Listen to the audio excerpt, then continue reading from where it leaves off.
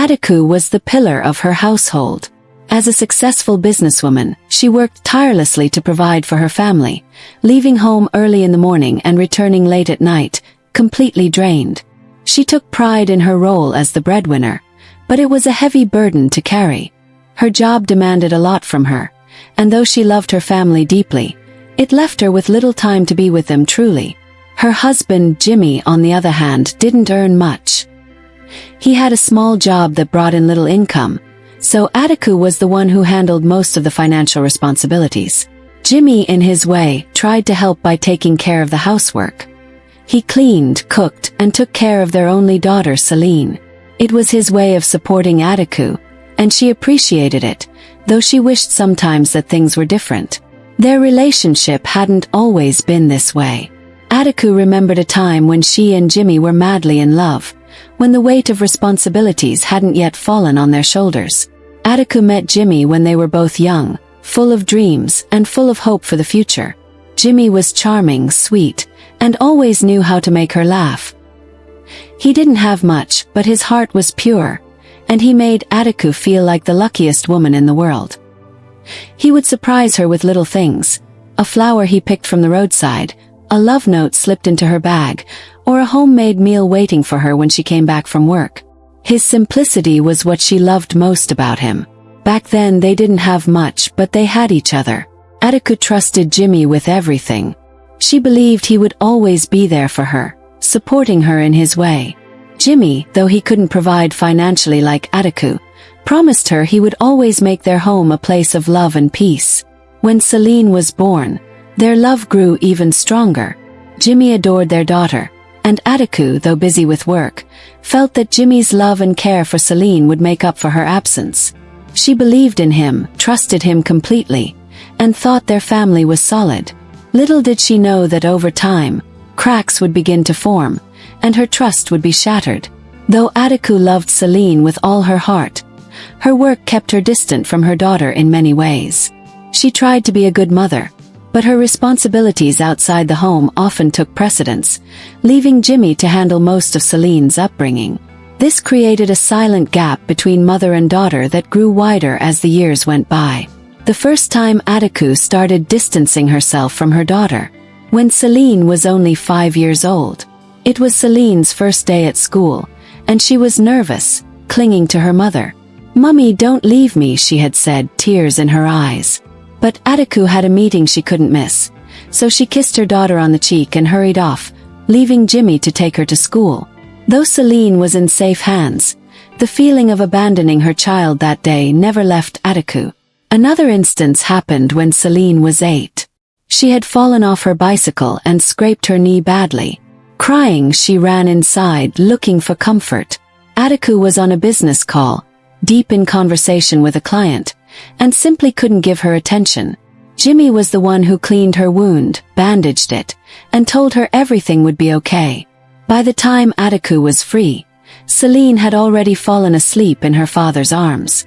And again, when Celine was 12, she had made a painting for her mother, excited to show her the bright colors and shapes she had worked so hard on. "Mummy, look what I made for you," she had said, her eyes shining with pride. But Adaku had come home late that night, exhausted from work.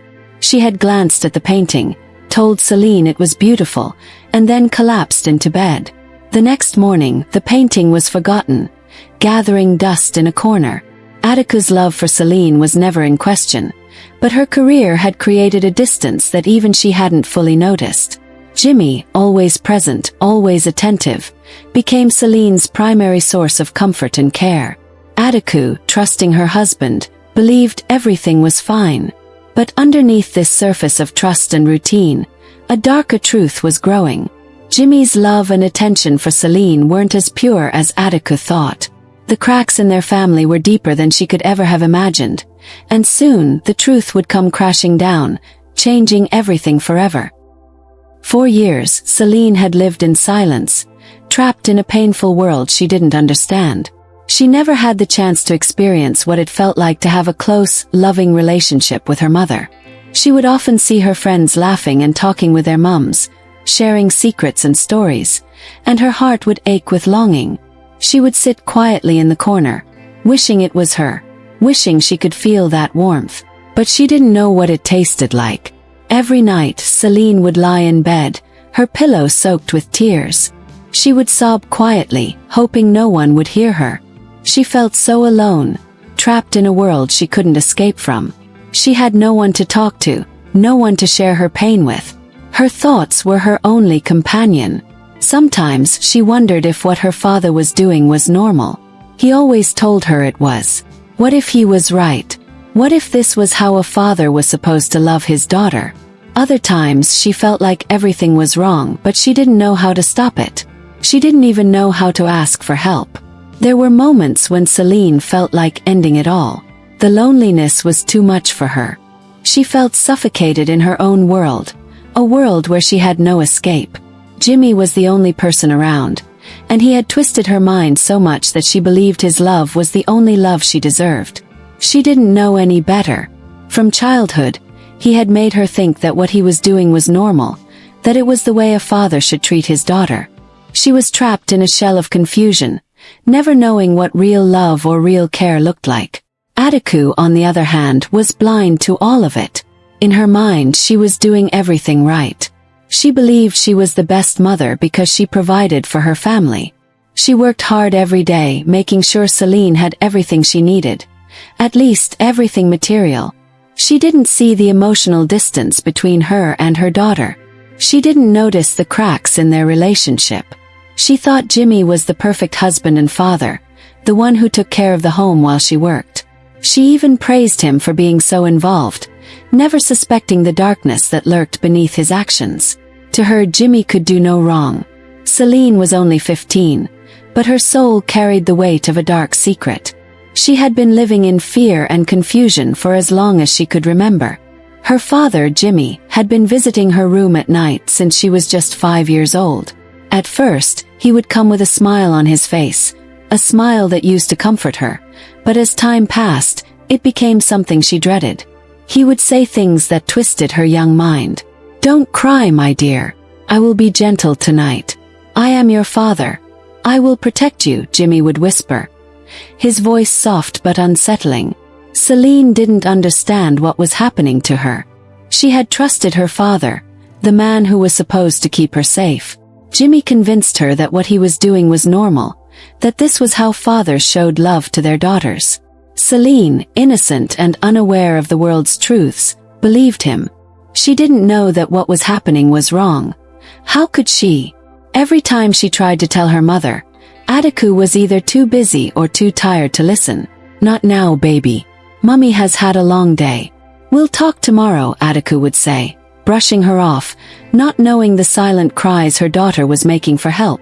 Celine's world became smaller, darker, and lonelier as the years passed. The weight of what her father did to her each night affected every part of her life, including school. She no longer felt free to speak with anyone. In class, she sat quietly, avoiding eye contact with her male teachers. Whenever a male teacher approached her to ask a question or offer help, her body would stiffen, her heart would race, and she would freeze. She couldn't explain why she felt that way, but she feared all men. They reminded her of her father.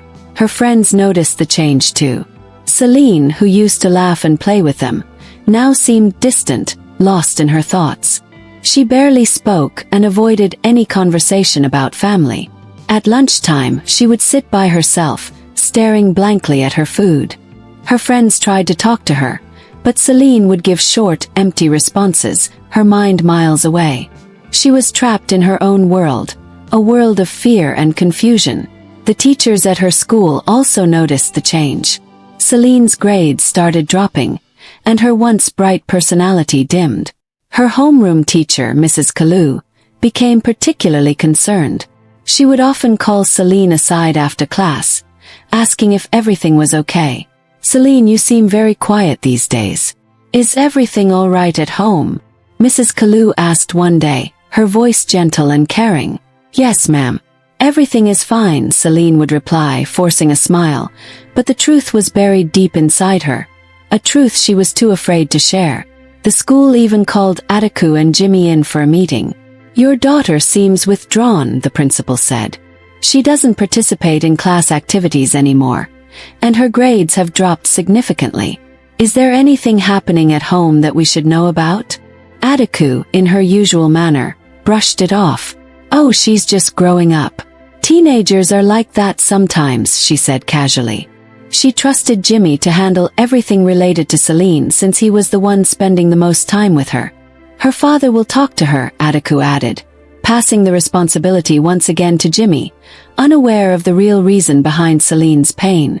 Jimmy sat quietly during the meeting, nodding and pretending to be concerned. He would later assure Adaku that everything was fine. She's just going through a phase, he said. Don't worry, I'll talk to her. Adaku, trusting her husband completely, left it at that. Adaku's best friend, Mercy, was one of the few people who noticed something was off with Celine. Mercy had known the family for years and often visited their home. She loved Celine like her child and had seen the once bubbly girl turn into a quiet, withdrawn shadow of herself. One evening, as they sat in Adaku's living room chatting over tea, Mercy decided to bring up her concerns. Adaku, I don't mean to interfere, but I've noticed that Celine hasn't been herself lately. She seems so distant, and I just have this feeling that something's not right. Adaku frowned, her defenses going up immediately. What do you mean? Celine is fine. She's just growing up. You know how teenagers are. Mercy shook her head gently. I don't think it's just that. I've seen her with Jimmy, and I don't know, something feels off. Have you talked to her? Maybe she's going through something that she's afraid to share. Adaku's mood shifted from concern to annoyance. Mercy, what are you trying to say? Jimmy is her father. He takes care of her when I'm at work. You know how busy I am. There's nothing wrong with them. Mercy sighed, trying to choose her words carefully. I'm not saying there's something wrong with Jimmy, but maybe you should spend more time with Celine. She might be trying to tell you something. Adaku snapped. Mercy, are you jealous? You always had something to say about my family. Jimmy is a good man. He's taking care of everything while I'm out working. Not everyone has a husband like that. Maybe you should look at your own life instead of poking your nose into mine. Mercy was taken aback by the outburst. I'm not jealous, Adaku. I just care about you and your daughter. I'm only trying to help. But Adaku wasn't listening. Her anger had already taken over. I think it's best if you stop coming around so much, Mercy. You're bringing bad energy into my home. Jimmy and I don't need your negative opinions. That evening, when Jimmy came home, Adaku told him about her conversation with Mercy. They both laughed it off. Can you imagine? Adaku said, rolling her eyes. She thinks something is wrong with Celine. She's just jealous of our happy family. Jimmy smiled, that same fake smile he always wore. It's better to avoid people like that. She's probably miserable and wants to drag you down with her. Adaku nodded in agreement. She trusted Jimmy completely, not realizing that her best friend had been right all along. The silence in their home grew deeper, and Celine's suffering continued, unnoticed by the mother who was too busy to see the truth. Celine had changed so much over the past few months that it became impossible for anyone who knew her not to notice. The once vibrant and energetic 15-year-old girl, full of laughter and life, had turned into a shadow of herself. She moved slowly, her body weak and her spirit crushed. Her school uniform, once neat and fitting, now hung loosely on her as she became thinner. Her face, once bright with youthful energy, was pale and lifeless. She always looked tired, her eyes red and swollen from crying silently at night when no one was watching.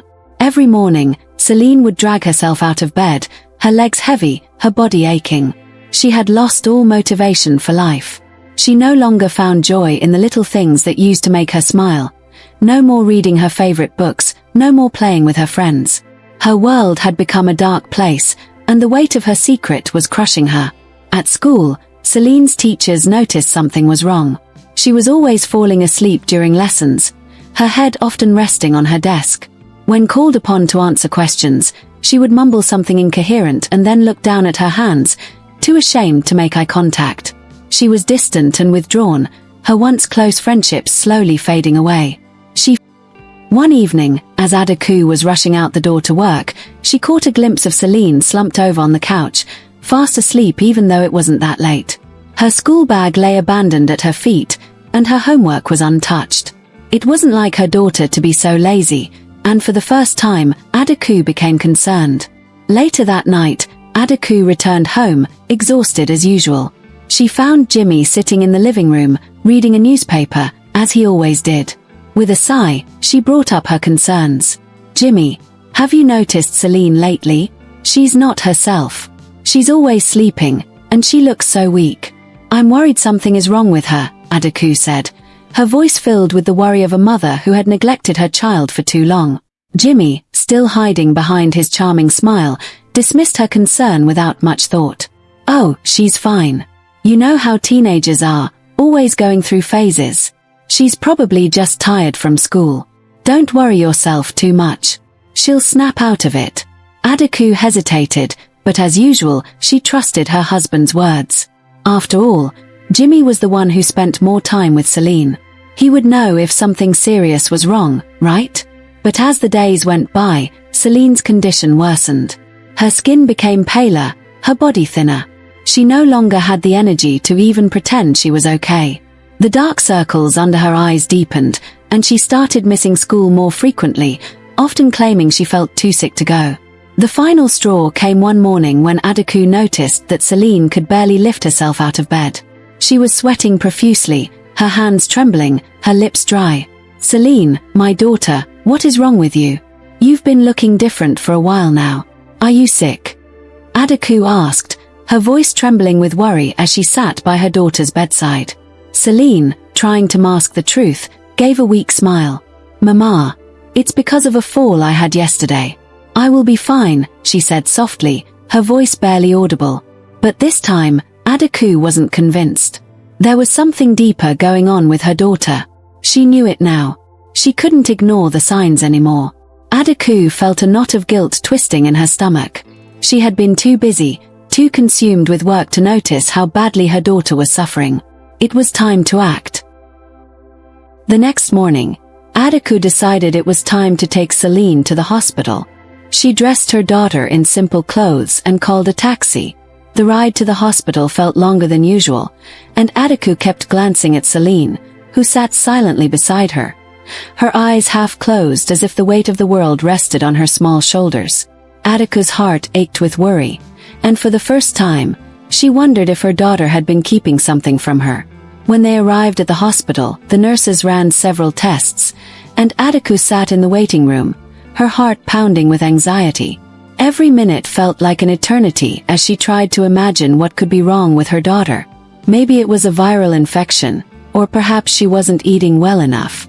But nothing could have prepared Adaku for what was coming. Finally, the doctor called her into his office. Adaku held her breath as she stepped inside, her hands trembling slightly. "Madam, please take a seat," the doctor said, his face serious. Adaku sat down, gripping the arms of the chair tightly. "We've run several tests on your daughter, and from our results, we found out something unexpected," the doctor began, glancing at the papers in his hand. "Your daughter is 3 months pregnant." Adaku felt the world collapse around her. Pregnant? No, this couldn't be true. Her Celine was only 15. How could this have happened? She stared at the doctor, her heart pounding in her chest, her breath coming in short, sharp gasps. "Pregnant," she whispered, barely able to get the word out. How is that possible?" The doctor nodded solemnly. "Yes, madam. The tests are conclusive. Your daughter is 3 months pregnant." The room spun as Adaku's vision blurred. She felt herself slipping off the chair, her body weak with shock. The doctor rushed over to catch her before she hit the floor, guiding her back into the chair. Tears welled up in her eyes as she tried to make sense of the news. "My daughter. She's just a child," Adaku murmured, her voice shaking with disbelief. The doctor looked at her with sympathy. "Madam, I understand this is difficult to hear. But now you need to go home and talk to your daughter. Ask her what happened, and see if she's ready to share. It's important that she gets the right care and support." Adaku nodded numbly, unable to speak. The guilt pressed down on her like a heavy weight, making it hard to breathe. How could this have happened under her watch? How had she not seen the signs? The journey home from the hospital was long and silent. Adaku drove, her mind racing, her hands trembling as she gripped the steering wheel. She stole glances at Celine, who sat beside her in the passenger seat, staring blankly out the window. The revelation of her daughter's pregnancy weighed on her like a heavy stone in her chest. How did it happen? Who was responsible for this? Her daughter was only 15, a child. Adaku felt like she had failed in the most crucial role of her life. As a mother, the drive felt like it stretched on forever, and as they pulled into the driveway of their house, Adaku's heart pounded harder. She needed answers, but the fear of hearing the truth paralyzed her. She had never truly been there for Celine, not in the way she should have been. The guilt gnawed at her, but she had to know the truth. This was her chance to finally understand what had gone so terribly wrong in their lives. They walked into the house, and the air inside felt stifling, heavy with unspoken words and unresolved pain. Adaku motioned for Celine to sit on the couch in the living room. The space was warm and familiar, yet it felt foreign now, like a place where innocence had been shattered. Adaku sat down across from her daughter, her heart aching. For the first time in years she was looking at Celine, not just seeing her but really looking at her. Her once lively, vibrant daughter now seemed like a shadow of herself, a ghost of the girl she used to know. "Celine," Adaku began, her voice soft but shaking. She could hardly believe the words she was about to say. "The doctor told me something today. Something that I still can't wrap my head around.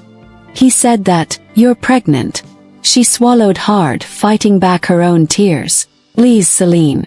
I need to know. Who have you been with?" Celine, sitting there with her hands folded in her lap, trembled.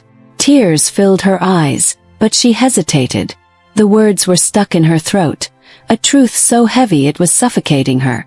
She had wanted this moment for so long, a moment when her mother would finally listen, when her mother would finally see her. But now that the moment had come, the fear and shame were overwhelming. For years she had carried this secret, buried it deep inside because there was no one to turn to. She had tried to speak to her mother before, but every time Adaku had been too busy, rushing off to work, attending meetings, coming home exhausted and distracted. Celine had grown up feeling invisible, her voice lost in the chaos of her mother's life. And now, after years of silence, she was being asked to speak the truth. But the truth was terrifying. "Mum," Celine began, her voice trembling. She could barely look at her mother. It's Daddy." Adaku froze. Her heart stopped. She couldn't have heard that correctly. "What did you say?" she whispered, her voice hoarse with disbelief. Celine's tears fell freely now, her body shaking with sobs. Daddy has been sleeping with me. For years." Adaku felt her world implode. Her body went numb as if the earth had opened up beneath her. "Jimmy. Your father." Her voice was barely audible, choked with shock and pain. This couldn't be happening. This was impossible. The man she had loved, trusted, and built a life with. How could he have done something so monstrous? How could she not have seen it? The room seemed to spin around her.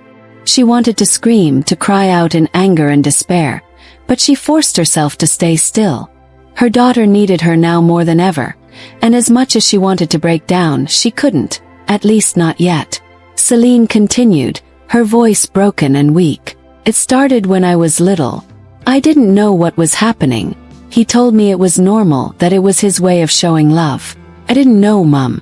I didn't know it was wrong. He said it was our secret. Every time you traveled or worked late, he would come to my room. I was so scared. I tried to tell you, but you were never there. You were always busy." Adaku's heart shattered into a million pieces. How had she been so blind? Her daughter had been suffering for years, and she hadn't seen it. She hadn't listened. All those times Celine had tried to talk to her, all the moments she had brushed her aside, those memories now stabbed her with regret. "I cried every night," Celine whispered, her voice barely audible through her sobs. "I cried into my pillow, hoping you would come and hold me. But you never did. I would hear my friends at school talking about their mums, how they spent time together, how they told each other everything. I wanted that with you, Mum. I wanted you to just listen to me, to see me. But it never happened. I felt so alone. Celine's words hit Adaku like a sledgehammer to her chest. She had failed her daughter in the worst way possible. She hadn't been there when Celine needed her most. And now, this horrific secret had been festering for years, destroying her daughter's childhood, her innocence, and her sense of safety. Adaku couldn't hold it in any longer. She collapsed onto her knees in front of Celine, grabbing her daughter's hands and sobbing uncontrollably. "I'm so sorry, Celine," she cried, her voice thick with anguish. "I failed you. I didn't know. I didn't know. I should have listened. I should have been there for you. Please forgive me, my daughter. Please." Celine, still shaking with tears, looked down at her mother. She had waited for this moment for so long, for her mother to finally see her pain, to finally understand. But now that it was happening, it didn't take away the years of hurt, the scars left behind by the abuse and the neglect. She wanted to forgive her mother, but the wounds were too deep. "Mum," Celine whispered, her voice soft but filled with years of pent-up pain. "All I ever wanted was for you to listen. I didn't know who else to turn to. Daddy was all I knew. I thought what he was doing was the only kind of love I would ever get. But it was wrong. I know that now." Adaku wept even harder, her heart breaking with every word her daughter spoke. "I'm sorry, Celine. I should have protected you. I should have been there. I didn't know Jimmy. I didn't know he was capable of something so evil." She clutched her daughter tightly, as if trying to hold on to the years they had lost, trying to make up for the time she hadn't been there. "Jimmy, why?" Adaku sobbed. "He has destroyed us, Celine. He has destroyed our family. My life, our only daughter. How could he do this?" Adaku's sobs filled the room as she held Celine in her arms, the weight of the guilt and grief too much to bear. She had failed as a mother, and now her family was broken beyond repair. "I will never leave you again," Adaku whispered through her tears. "I promise, Celine. I will be here for you. We will get through this together." But as the night wore on, both mother and daughter knew that the road ahead would be long, and the wounds that had been inflicted would not heal easily. Their lives had been forever changed, and nothing would ever be the same again. Adaku sat in the darkness of her bedroom, staring at the ceiling as the weight of the truth pressed down on her chest. Her mind was a whirlwind of conflicting emotions, each thought clawing at her, refusing to give her peace. She replayed the conversation she had with Celine over and over in her head, her daughter's broken voice, the tears, the confession that had torn her world apart. The shock of it all was still fresh, but now, the question gnawing at her was, what next? Adaku began to whisper to herself, pacing the room in the early hours of the morning. "I made a terrible mistake," she muttered. "I wasn't there for her when she needed me the most, and now she's pregnant, and her life is in shambles. How did I let this happen? I can't fail her again. I can't." Her mind raced back to all the signs she had ignored over the years. Celine's sudden mood swings, the distant look in her eyes, the way she had withdrawn from everyone. There had been moments, so many moments, when she could have asked the right questions, paid more attention, and maybe prevented all of this. But she didn't, and now, the weight of that failure was suffocating her. "I have to fix this," Adaku whispered, her voice trembling. "I may not be able to reverse everything. It's too late for that. But I can't let her go through this alone anymore. I need to give her the peace she deserves. I need to make her trust me again, even if it's just for once. I owe her that much." She knew it would take time for Celine to ever trust her again. Could Celine even forgive her for not being there?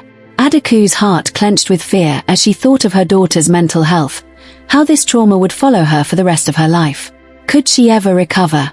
Would Celine be able to love or trust anyone again after such a betrayal?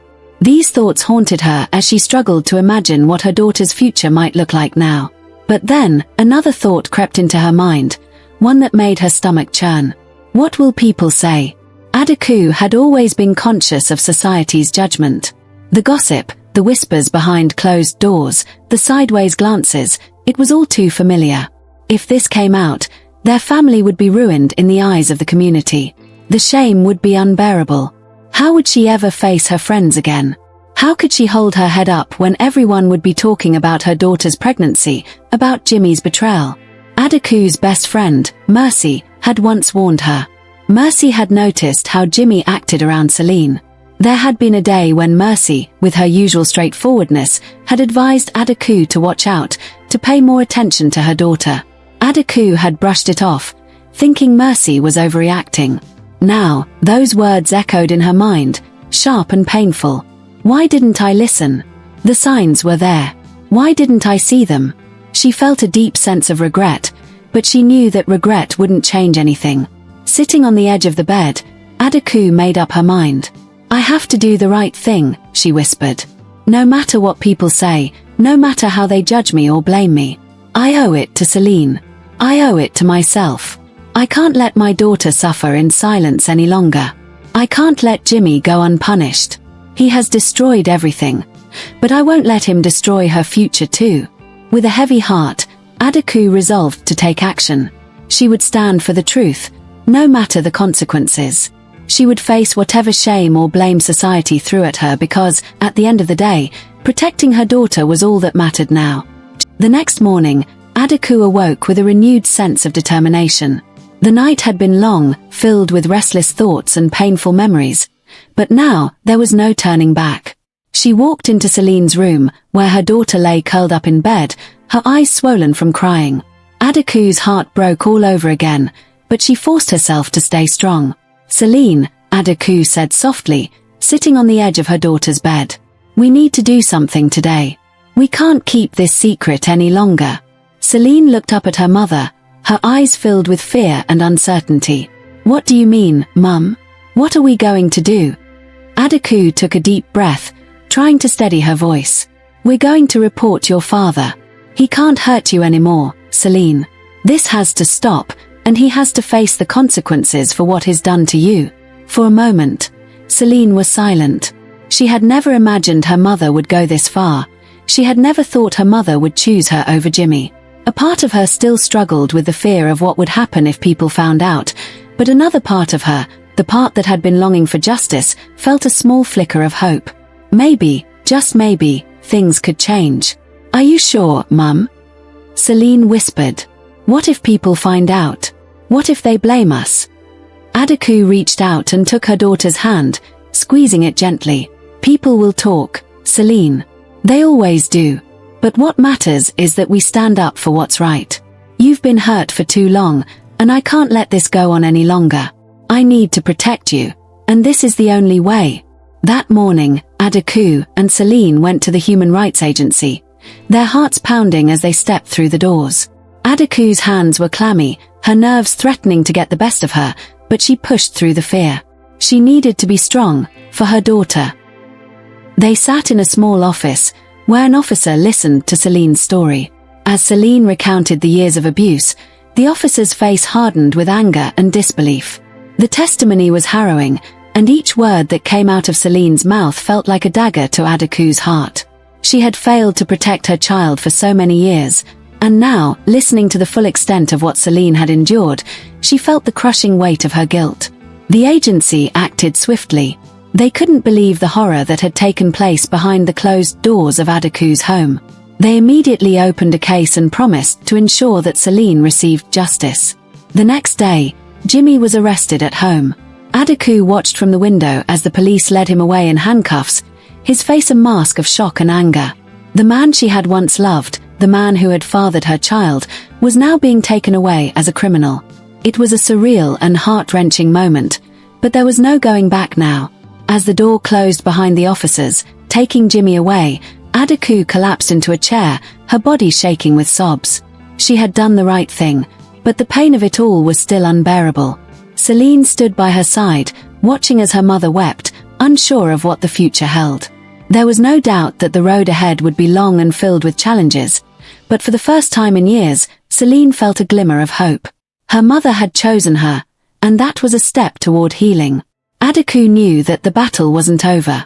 There would be court cases, media attention, and the relentless judgment of society. But she was ready to face it all, for Celine. She would stand by her daughter's side and fight for her, no matter what it took. The journey to healing was not an easy one. Every day felt like a new battle for Celine and Adaku as they faced the painful reality of what had happened. Celine had been deeply traumatized by her father's betrayal, and Adaku's guilt weighed heavily on her. But despite the challenges, they were determined to rebuild their lives together. At first, the distance between mother and daughter seemed too wide to bridge. Celine was hurt, not just by what her father had done, but by the years of silence from her mother. She had felt abandoned, ignored, and alone for so long. Trusting Adaku again seemed almost impossible, but Adaku was determined to make things right. She knew she couldn't change the past, but she could be there for Celine now. She made it her mission to prove to her daughter that she was truly sorry, that she would never let her down again. They started going to counseling together, which became a turning point in their relationship.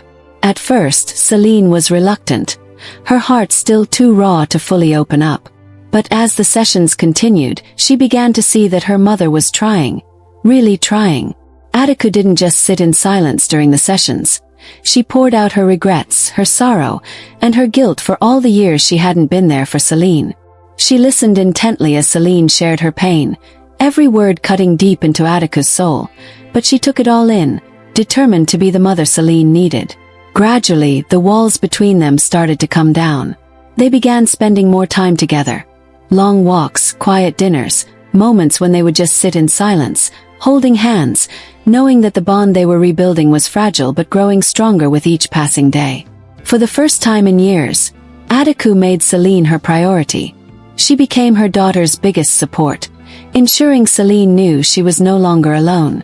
There were moments when the past would rear its ugly head, nights when Celine would wake up from nightmares, shaking and crying, and Adaku would rush to her side, holding her until the tears subsided. Celine had been through so much, but she no longer carried the weight of it alone. For the first time her mother was there, and though it was late, it was worth it. Slowly but surely, the trust between them began to grow again. Months passed, and Celine gave birth to a baby girl.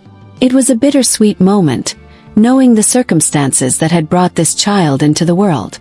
But when Adaku held her granddaughter for the first time, she saw a glimmer of hope in her eyes. This little girl was a symbol of a new beginning, not just for Celine but for their entire family. Adaku helped Celine raise the baby, supporting her every step of the way.